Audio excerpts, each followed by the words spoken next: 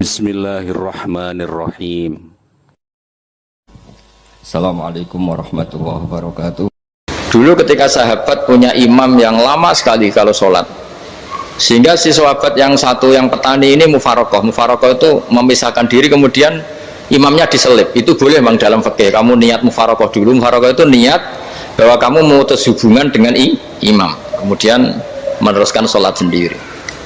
Singkat cerita, dua orang ini berdebat, Mu'ad sama Ar-Ra'i yang penggembala ini. Kamu munafik, sholat kok meninggalkan imam. Terus yang satu bilang, kamu keterlaluan, sholatnya lama sekali.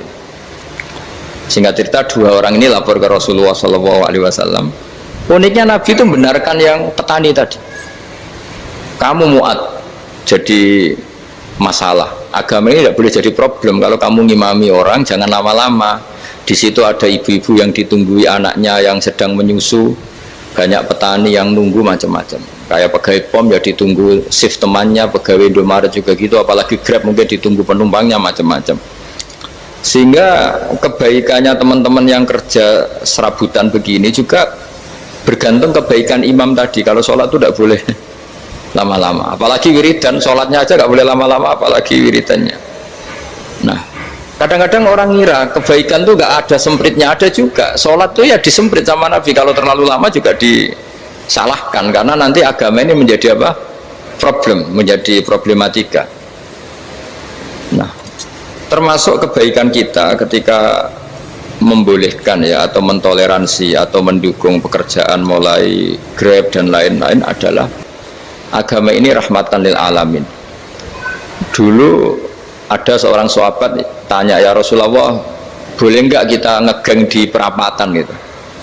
Kata Nabi, ya jangan kalau bisa, tapi kita harus natahaddasannya, itu tempat kita jagungan di perapatan, di tempat-tempat umum lagi, di halte, terus kata Nabi, nggak apa-apa, tapi fa'atut thoriq haqqaha, kamu harus memberikan hak jalan itu. Apa hak jalan itu? Satu, kamu amar ma'ruf, kalau bisa ya nahi mungkar, kemudian bikin suasana orang lainnya menjadi aman. Nah, ini yang catatan.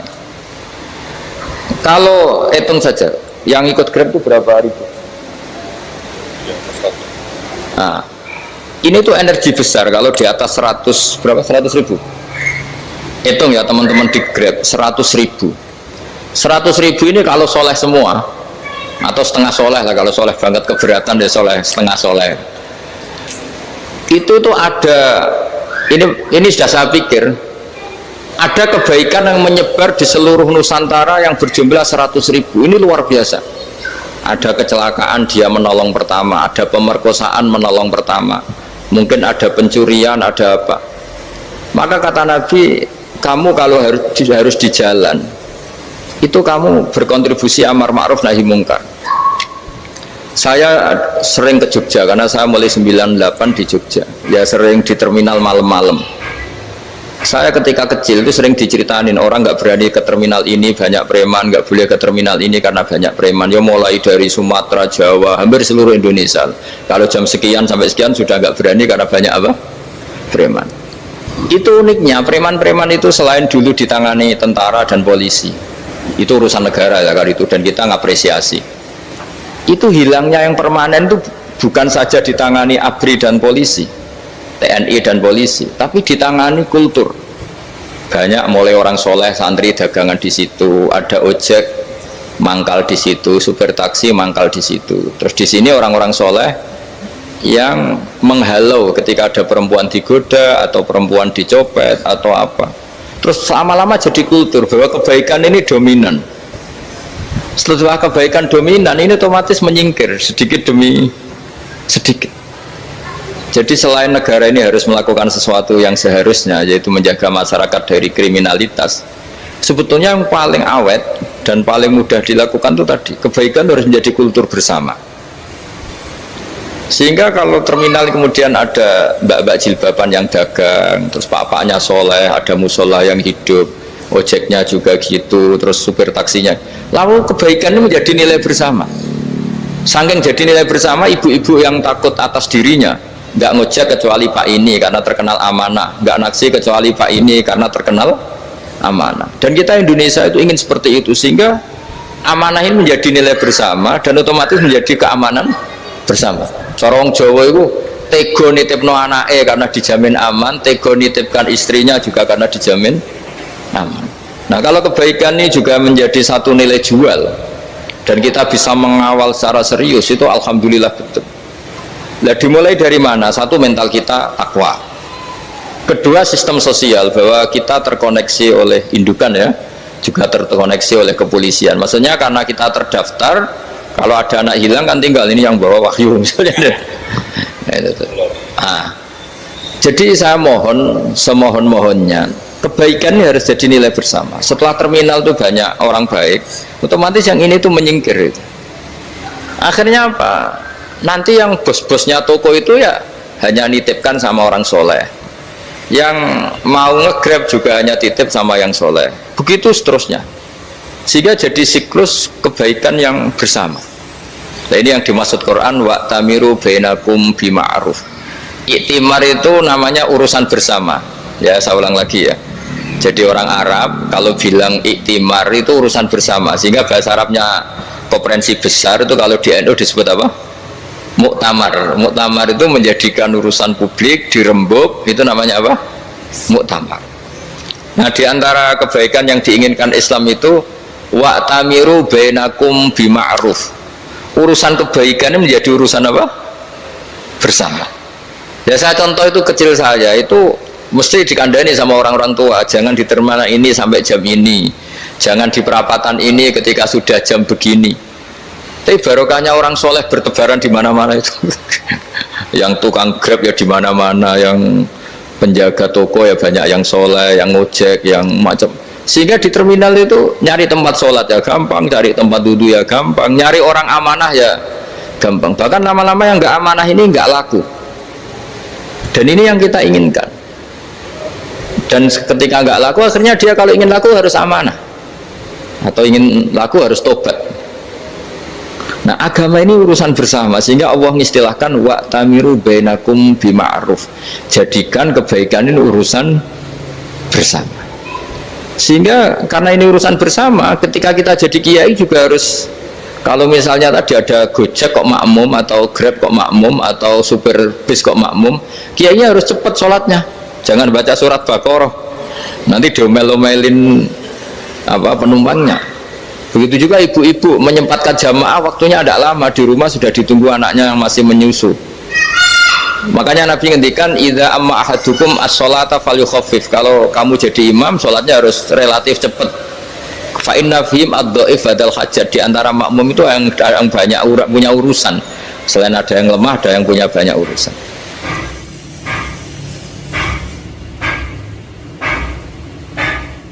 Nah, terus ketiga, masalah kekayaan hati. Kekayaan hati ini penting sekali, karena rata-rata teman di Grab itu kan miskin lah. Tapi jangan miskin sampai miskin hati itu.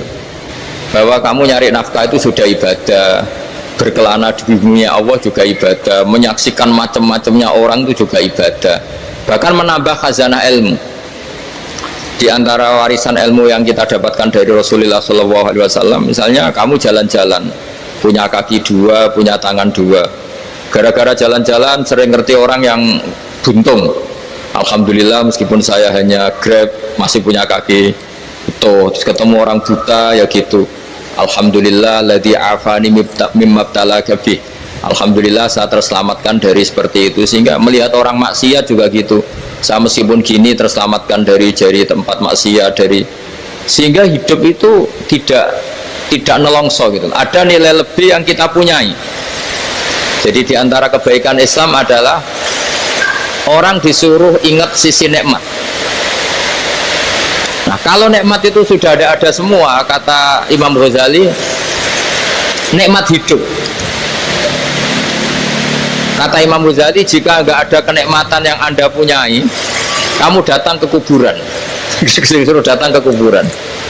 Dan kamu bilang begini, kenikmatan kembali ke dunia adalah kenikmatan yang diinginkan mulai yang mati zaman Nabi Adam sampai kiamat. Jadi kalau Fir'aun yang pernah jadi raja, Namrud, semuanya, bahkan orang-orang soleh sekalipun, kalau kamu tanya keinginan terbaiknya apa? Ingin kembali hidup untuk membenahi kesalahannya zaman hidup. Artinya apa? Kehidupan yang kita miliki sekarang adalah kenikmatan yang dirindukan mulai yang mati zaman Nabi Adam sampai kiamat. Maknanya apa? Kita punya kenikmatan yang luar biasa karena kenikmatan yang dirindukan oleh orang yang sudah mati mulai dulu sampai sekarang. Apapun masalah hidup Anda ini punya kenikmatan yang nggak tertandingi, yaitu namanya hidup. Barokahnya hidup itu kita bisa tobat. Setidaknya ingin tobat. Kalau nggak bisa tobat, ingin tobat.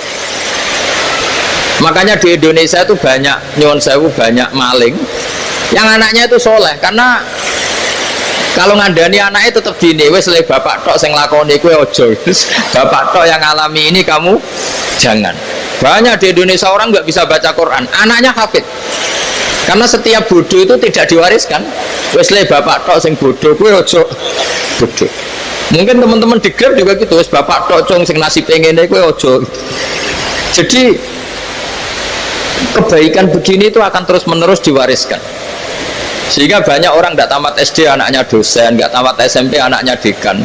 Karena setiap dari kita itu cita-cita kebaikannya menurun ke anak cucunya, keburukannya berhenti di dia.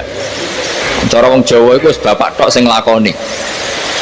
Nah, di sini saya jelaskan tentang kekayaan rohani. Jadi saya mohon ketika Anda jalan-jalan nganter penumpang itu harus sering muji Allah Subhanahu wa taala.